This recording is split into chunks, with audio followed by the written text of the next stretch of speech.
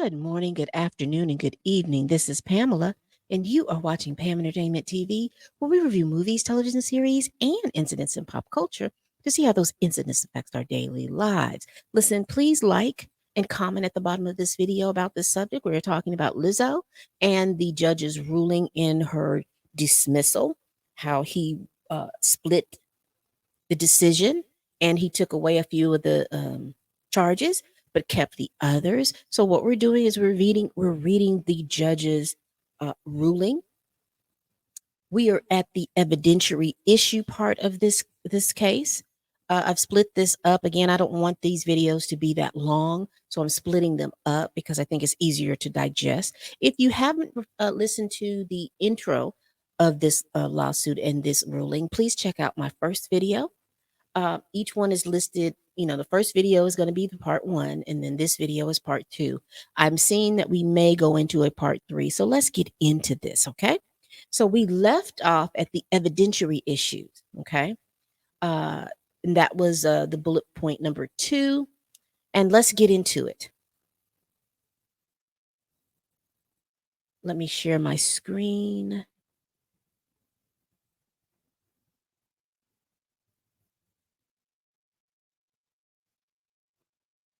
All right. Defendants submitted 20 declarations with their moving papers. That was followed by plaintiffs' evidentiary objections to each of those declarations. And in a reply, defendants responded to each of the objections to their declaration and lodged their own objections. So it was just a back and forth, back and forth and back and forth between the plaintiffs and the defendants. As defendants are likely aware, the number of declarations submitted here was unnecessary.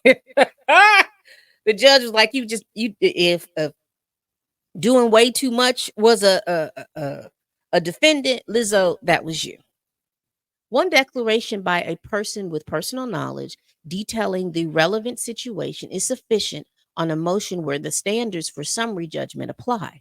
The court observes that defendants emphasize the fact that they submitted 20 declarations in a reply, but this is not a numbers game. As long as the plaintiffs submit one declaration that disputes the material facts in the defendant's 20 declaration, the burden on the second prong is satisfied. So, in other words, the defense can put out as much information and as much stuff as they want to, as long as the the plaintiffs can say, "I was discriminated on this date, and these are the actions that happened." That's all they needed. All these declarations and all this other stuff, they said that it wasn't needed. Accordingly, the number of declaration is of no moment to the court at this stage. Indeed, even at trial, juries are instructed not to make any decision simply because there were more witnesses on one side than the other. If you believe it is true, the testimony of a single witness is enough to prove a fact. That's all. That is all the more pertinent here. Whereas discussed below, the court cannot weigh the evidence as jurors must. The court can make an educated guess as to why so many declarations were filed.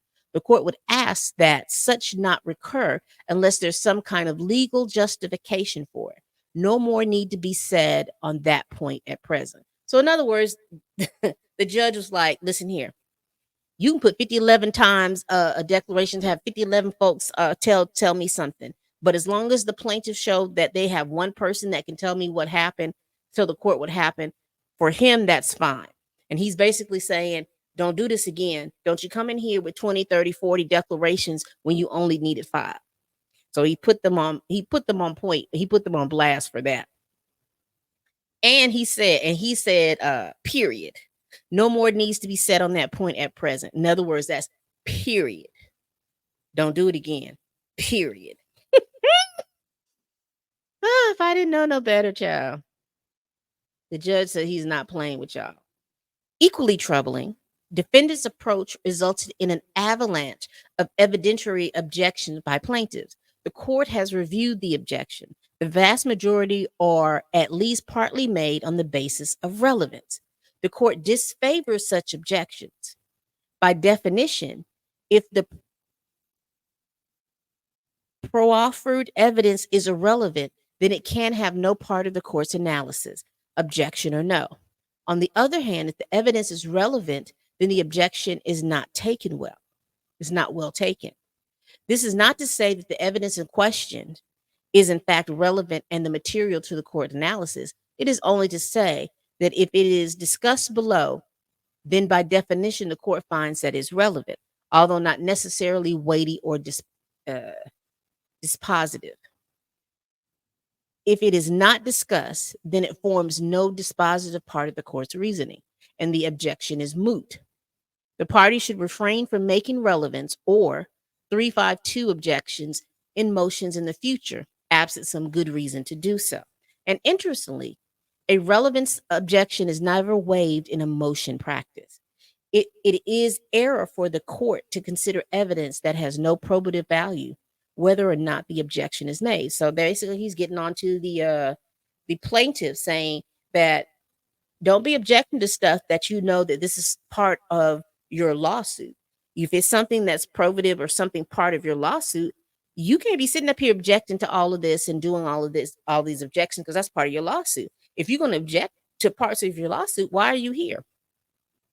That's my interpretation of it. So basically, this judge is getting on both of them. So he's setting the tone of how he wants them to act within his courtroom. Aside from that, the court will not rule on the individual objections. Many of the objections are immaterial evidence. Plaintiffs are reminded of our Supreme Court statement in Reed versus Google, 2010, that only meritorious objection should be raised, and even then, only to evidence that makes a difference. Here, the objections do not meet the standard and constitute the blunderbuss. I have never heard that word before. Constitute as a quote, blunderbuss objections to virtually every item of evidence, end quote. Blunderbuss. Okay, see, now I'm curious. What does that mean?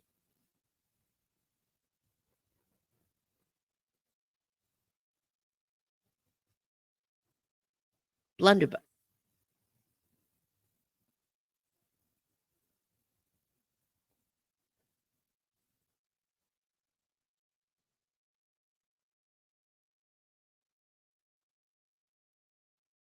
An action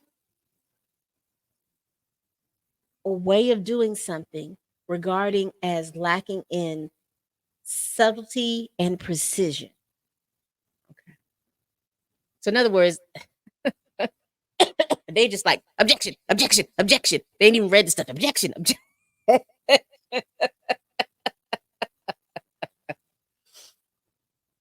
Okay. Wow. Where was I?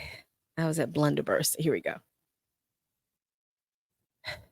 Any meritorious objections are lost within the pages of unmeritorious objections. Just objection, objection. I can just see it. Objection, objection, objection, objection, objection, objection, objection, objection. Defendants also filed evidentiary objections in reply. The court declines to rule on defendants' numerous objections to immaterial evidence for the same reason.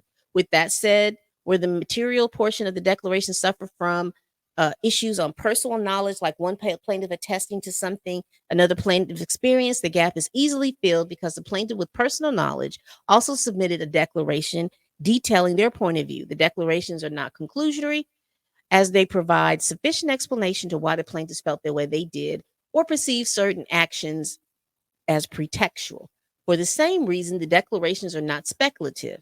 Most of the hearsay objections lack merit, as some statements are by people authorized by the party to make statements. Those that have merit are rarely material evidence. All right.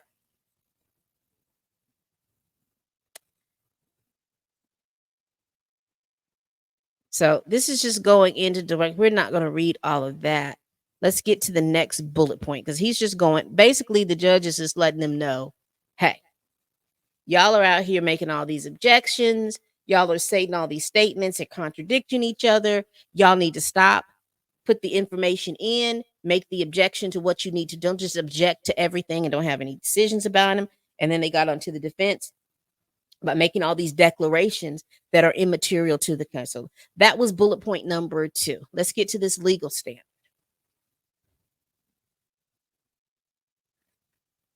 The California legislature has authorized that a special motion to strike may be filed in lawsuits that seek to chill the valid exercise of the constitutional rights of freedom of speech and petition for the redress of grievances. Code of Civil Procedure, Section 4.425.16, Subdivision B1 provides, quote, a cause of action against a person arising from any act of that person in furtherance of the person's right of petition to or free speech under the United States Constitution or the California Constitution in connection with a public issue shall be subject to a special motion to strike unless the court determines that the plaintiff has established that there is a probability that the plaintiff will prevail on the claim, end quote. Accordingly, Section 425.16 is based on a two-step process for determining whether a SMS should be granted. First, the court decides whether the defendant has made a threshold for showing that the challenging claims or cause of action arise from a protective activity. Quote, a defendant meets this burden by demonstrating that the act underlying the plaintiff's cause fits one of the categories spelled out in Section 425-16. The California Supreme Court has summarized the analysis as follows. At that stage, we said the moving defendant must identify the acts alleged in the complaint that it asserts are protected and what claims for relief are predicated on them. In turn, a court should examine whether those acts are protected and supply the basis for any claim. It does not matter that other unprotected acts may also have been alleged within what has been labeled a single cause of action. These are disregarded at this stage. So as long as the court determines that relief is sought based on allegations arising from activity protected by the statute, the second step is reached with respect to these claims. If the defendant makes that threshold showing, the burden shifts to the plaintiffs to establish a likelihood of prevailing on the complaint, which has sometimes been referred to as minimal merit. The burden on the plaintiffs is like the burden imposed to defeat a summary judgment motion. The plaintiffs must submit admissible evidence showing that it can prevail. The court does not weigh the evidence or determine issue of credibility, nor does the court resolve any factual disputes. Rather, in a summary judgment motion, if the plaintiff can put forth evidence that, if true, would establish his claim in light of all reasonable foreseeable inferences, then the SMS will be denied. So let's just keep going down. I'm going to speed read through it to see.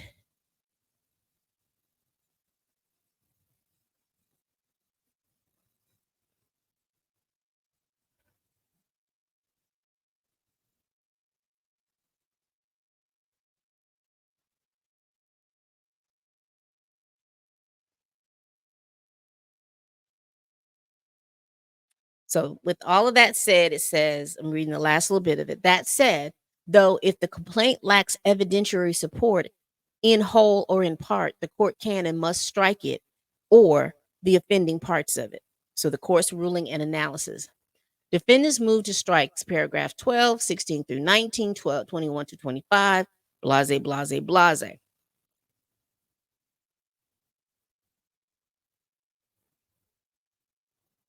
Yeah, we're not reading all of this.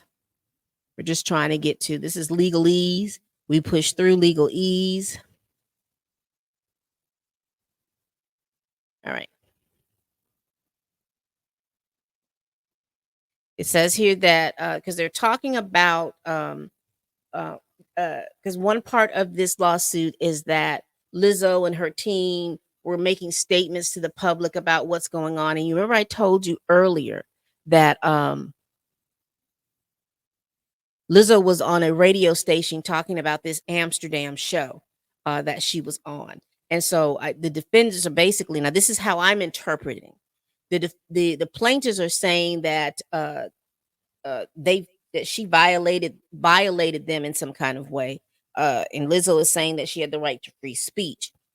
So it says the defendants point out that Lizzo's concerts, television show, and public statements on certain issue are in the public interest due to her status as a major celebrity. The court agrees. In Nygaard, the court held that an issue of public interest is an issue in which the public is interested. In other words, the issue need not be significant or to be protected by the anti SLAPP statute, and it is enough that it is one in which the public takes an interest. Plaintiffs argue in opposition that Lizzo's status as a celebrity alone is insufficient because there can be no claimed public interest in cast meetings and outings, prayer groups, or things like that. Stripped of its contents, plaintiffs are correct. But when the issue becomes Lizzo's cast meetings and outings, prayer groups, and things like that while on tour, the analysis is different. It is Lizzo's celebrity that elevates these perhaps mundane issues into those average citizens would want to know more about.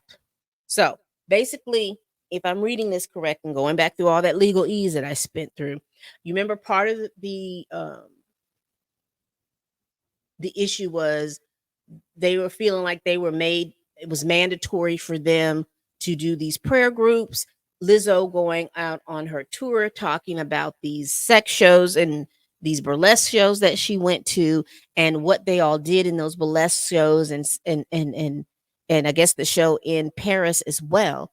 Also, one of the plaintiffs was saying that the Quigley woman was talking about her sexual status, being a virgin, and going out and talking about that to others. So basically, what I'm seeing here is what the judge is saying is that because Lizzo is Lizzo, people are going to be interested in Lizzo, and interested in other people around Lizzo. So if Lizzo is talking about those things that she has direct direct knowledge of, and because she's a celebrity, she basically can talk about that. But that's interesting because I don't know if that's a privacy issue or not. Because talking about someone's sexual status doesn't seem like that should be beneficial in the public interest just because Lizzo is Lizzo. But y'all let me know what y'all think about this. Ooh, child.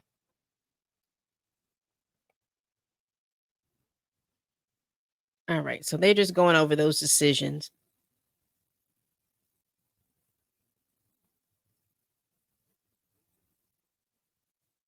So they talked about, so they ruled that that the plaintiffs did not meet the standards of the anti-slap. And what is that? That is a California law ruling about uh people's assertions and right to their First Amendment right. So we're just going to continue on. So they did not allow them to have it. So let's go on to what they did talk about. It is worth identifying which purportedly protected acts supply the elements of plaintiff's various cause of action. The first and second cause of action for uh, FIHA violations concern sexual harassment and the failure to prevent sexual harassment. Plaintiffs claim defendants were forcing Davis and Williams to participate in the nude photo shoot, causing plaintiffs to attend nude shows against their will at the Banana Bar and the Crazy Horse, as well as Quigley's charge comments about Davis's virginity, sexual statements, and gestures on tour. Finally, plaintiffs also claimed that they suffered sexual harassment by a tour bus driver and male crew members. You remember, one of the things that they purported is that when they changed their clothes, where they changed their clothes, they were expecting a level of privacy, but they did not get it. I think it was just a sheet, and crew members and things like that will be able to see them changing into their new make their quick changes for the show, and then those men will be able to make comments about them making those quick changes, and that BT did not provide a level of privacy so that this would not happen. The third and fourth causes of action for the FEHA violation concern religious harassment and the failure to prevent it. The acts that supply the element of wrongful conduct here include Quigley's statement on religion and sexuality, as well as proselytizing to members and conducting forced prayer circles prior to rehearsals and performances. The fifth cause of action for racial discrimination and violation of FIHA focuses on statements describing the Black members of the dance team as lazy, unprofessional, and having a bad attitude. The sixth cause of action for disability discrimination and violation of FIHA concerns the private personal meeting between Davis, Lizzo, and Scott. Davis's anxiety during the re-audition process that made her feel like she had no choice but to urinate on herself, and Lizzo's statement that weight gain is ground for termination from the dance team. The seventh cause of action for intentional interference with prospective economic relation is based on statements by tour management and BGBT accountants that plaintiffs should remain on a soft hold when they were on break from touring. The eighth cause of action for assault concerns Lizzo's statement and conduct toward Rodriguez after her resignation. So her burling up on Miss Rodriguez, honey, that borders on harassment right there. The ninth and final cause of action details Davis's confinement by tour management and security while they confirmed the meeting recording had been deleted. Because that's imprisonment. People don't think that is, but that's what that is. Excuse me, y'all. Defendants contend that all of the allegations supported all the causes of action concerning the creative process. There is no, I'm sorry, Lizzo, that's no creative process. You bucking on that girl is not a creative process. We're not filming for a film. There was no director. There was no screenplay. There was no script. What are you talking about? Keeping that woman in that room while you all checked her phone was imprisonment. That's a violation. You can't do that. There's no creative process on that.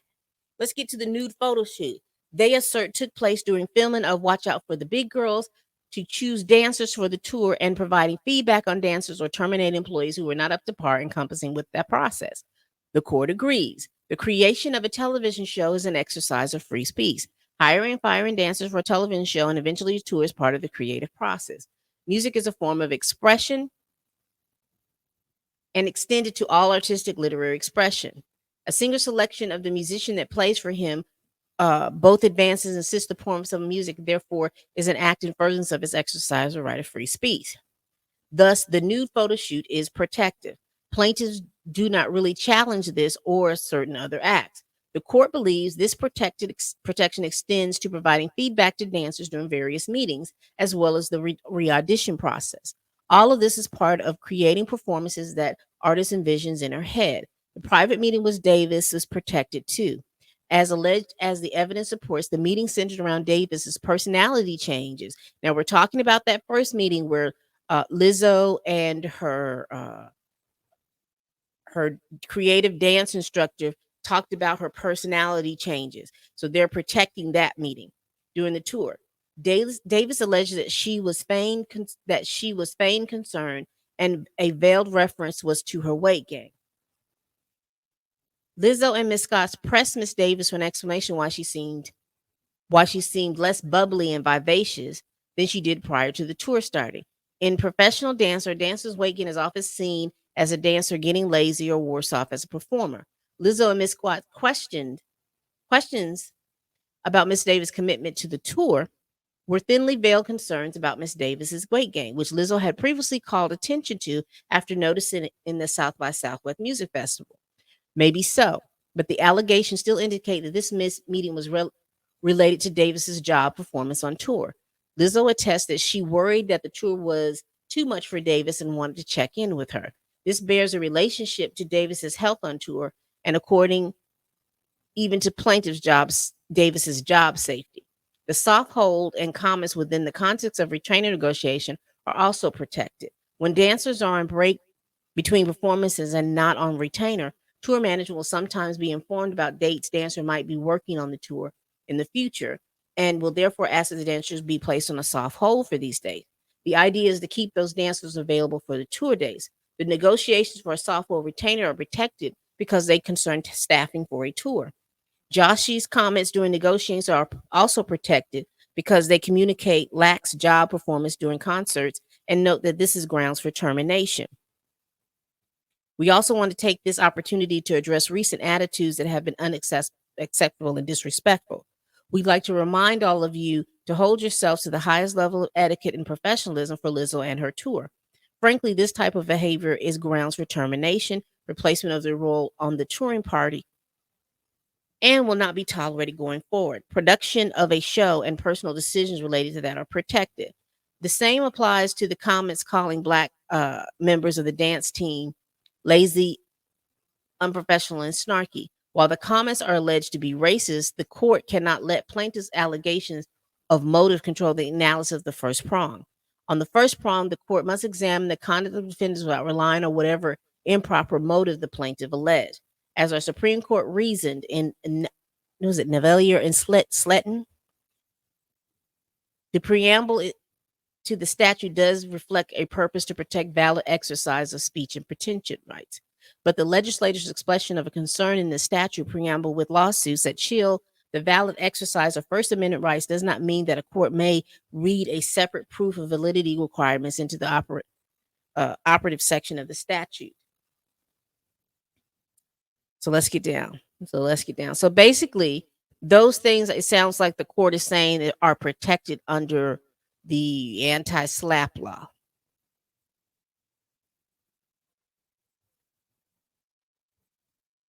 So let's get down.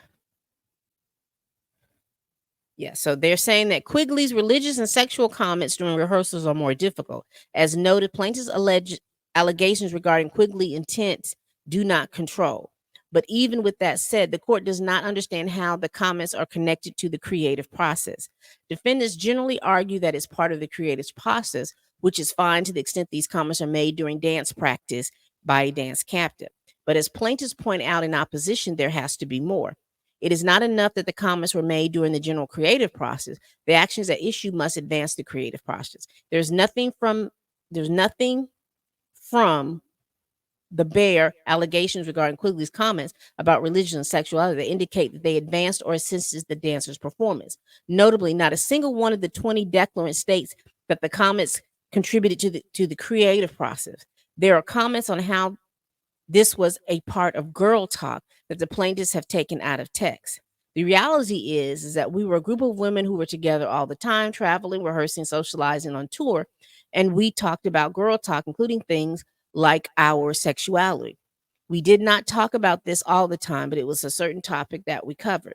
Quigley joined these conversations too, but she certainly did not talk about sex, sexual acts, or sexual fantasies all the time. By saying it's girl talk or that the plaintiffs are not telling the truth does not equate furthering the creative process. Defendants have not met their burden as to that facet of the complaint. The same applies to Quigley's purported proselytizing during the tour. All the declarations that mention Quigley studying ministry indicate that this was a personal choice and was not related to the production of the tour.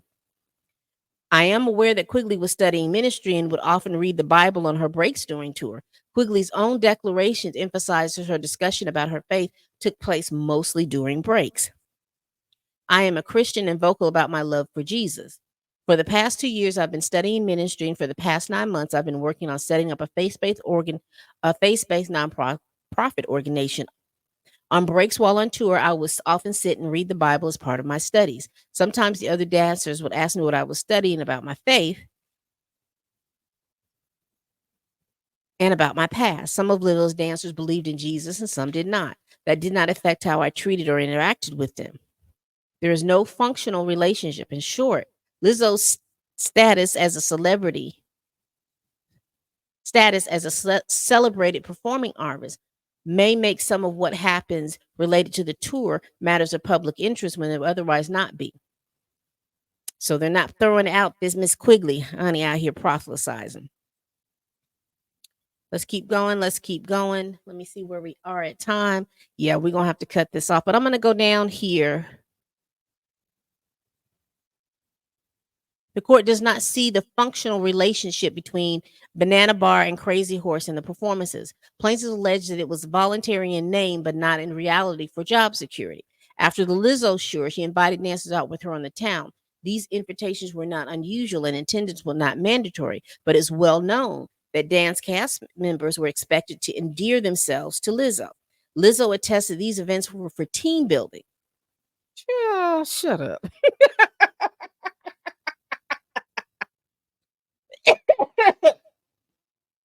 So everyone can spend more time together in a relaxed environment. Lizzo, just because you relaxed in environments like that, a relaxing environment is going to a movie. A relaxing environment is going on a skating trip, and you know what I'm saying. Everybody is not into wanting to be able to share. And I'm gonna call it what I'm gonna call it, and I'm not meaning to disparage anybody, but everyone has a certain perversion in sex. Your perversion in sex is not my perversion, so you can't sit there and think that just because you have a good time at the burlesque shows, that everybody else is gonna have a good time at burlesque shows. And you also have to remember too, that was around during the coming off the height of the pandemic. Why are you asking people to touch hot, sweaty people? Child, a mess, a mess. So they didn't rule that. So that's going to stay in. That part is going to stay in. All of this about the meetings and stuff like that, the judge has thrown out. But the things about this proselytizing and also taking these quote unquote team building trips, those are the things that are staying in so far. Okay.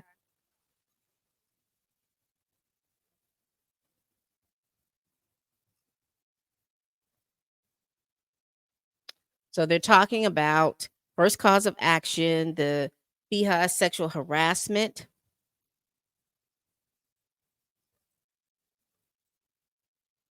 They're talking about this nude photo shoot. That's the first cause of action. So she's those are the things that are staying in. I'm not going to continue to read the rest of this because basically what they're keeping in is the proselytizing, Miss Quigley running around here talking about her religion, talking about this girl's virginity and all this other stuff. They're keeping that in. They're keeping in them going to these bars and burlesque shows, talking about that they are team building skills. Child. They're keeping those things in, talking about their team building skills. They're keeping in all those things in related to that. So she is going to have to the second cause of action is for her failing to prevent the sexual harassment because that's a BGBT position. The third cause is religious discrimination that they're having to go in for. Is there a fourth cause? Yes. Failure to prevent it. So in other words, it's the sexual harassment for them doing that naked photo shoot. Also sexual harassment about them going to those burlesque shows. The third cause of action is preventing well, the first cause of action is those the sexual harassment with the nude photo shoot and going to those burlesque. So the second cause of action is that they didn't prevent those things. They didn't stop those from happening. The third cause of action was the religious discrimination. And the fourth cause of action was that they did not stop the religious discrimination. The fifth cause of action is the racial discrimination, and I think that that had to do with Guglielmi and also the comments that the dance members were lazy, unprofessional, snarky, and generally had bad attitudes. So they're keeping that in there. And what else are they keeping in? Do they have a fifth, sixth cause of action? Yes, disability discrimination.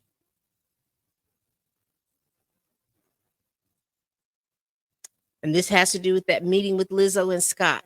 Them having the meeting is not a problem. So it didn't violate any employment things. But when she started talking about her depression and her anxiety and binge eating, uh, there should have been accommodations made for her. So,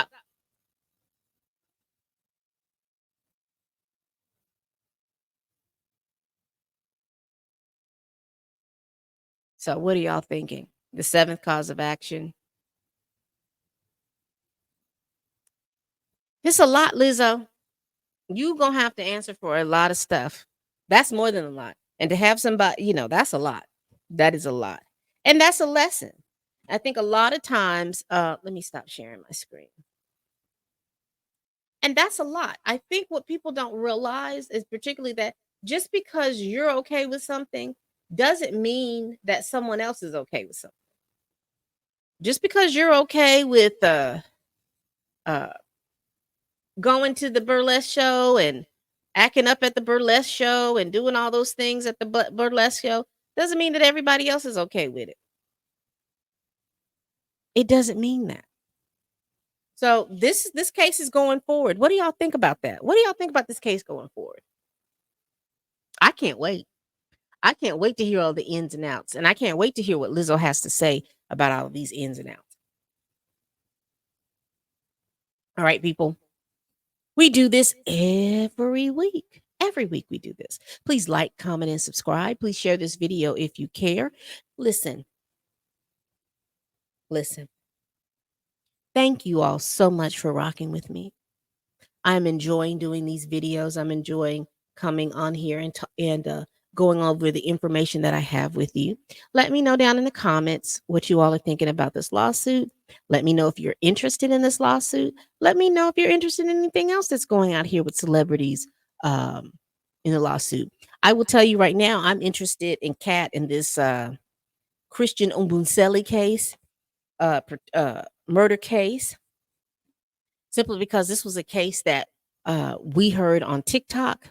So I am interested in all the ins and outs of that case. I'm gonna continue to read up on it so I can catch up with Kat so we can probably maybe do a show together and talk about it. I can give her my ins and outs of what I think about this case and what's going on, what I'm thinking about this case, and what have you. All right. We do this every week. Please tell a friend, tell a kin, tell your coworker, tell that heifer that you can't stand that I'm over here making these videos, y'all. Okay? And remember, what I am so stoked at the 703 subscribers that I have. Please tell a friend and tell a kin. Have them come over and share this video. Tell them I'm over here. Have them subscribe, y'all. And once I get to 1,500 subscriber, I will be doing a giveaway. I will give away $50. It'll be in your cash. I'll bless your Cash App, your PayPal. I'll send you a check. I'll send you a gift card, however it is you want it, child. All right. And as always, people, bye bye.